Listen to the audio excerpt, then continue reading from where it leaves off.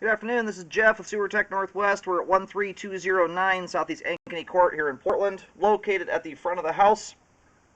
I describe everything as if you're standing in the street, facing the home. We are to the right of the doorway. There's the doorway right there.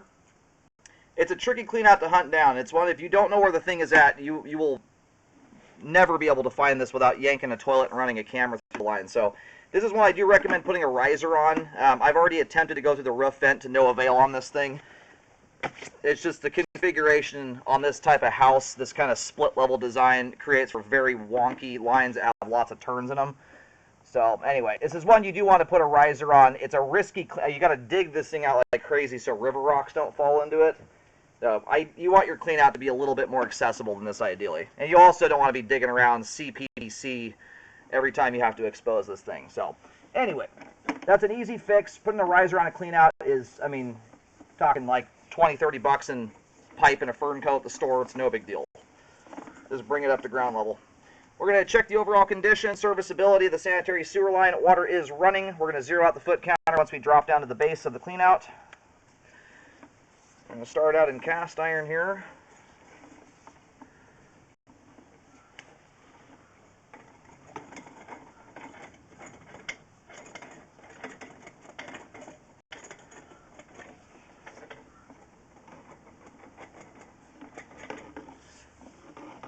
Alright, this will be our 0 point. And it looks like we're swapping over to ABS plastic immediately upon access.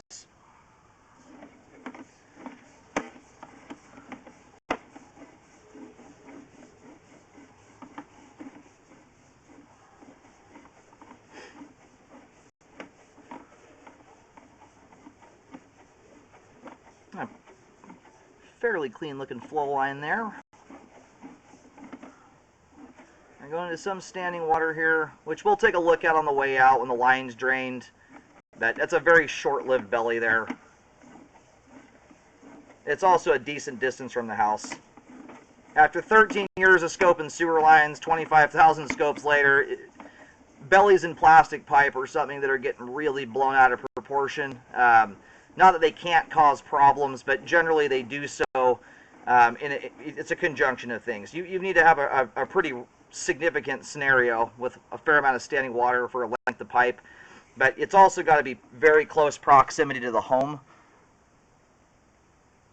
This is under proper normal usage scenarios. Abusive scenarios, you can back up a belly from a good distance, but generally speaking, most of the bellies I recommend repairs on are fairly significant, where you've got inch plus standing water, but also very close proximity to the house. The reason for that, under proper usage, regular folded toilet paper, stuff like that that's intended to go down the line, if it does slow or stop, it disintegrates and moves on its way.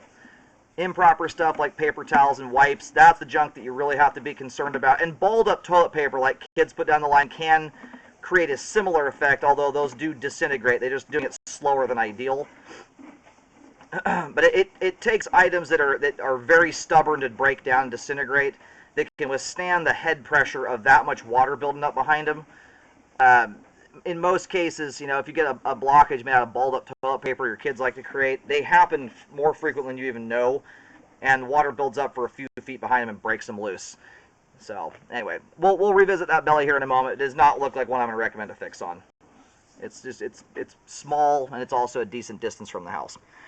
We've hit the main here at about 93 feet. Looks like we're tying right into the manhole out in the road. We're going to go verify that really quick here, and then we'll pull back in when the line's all drained.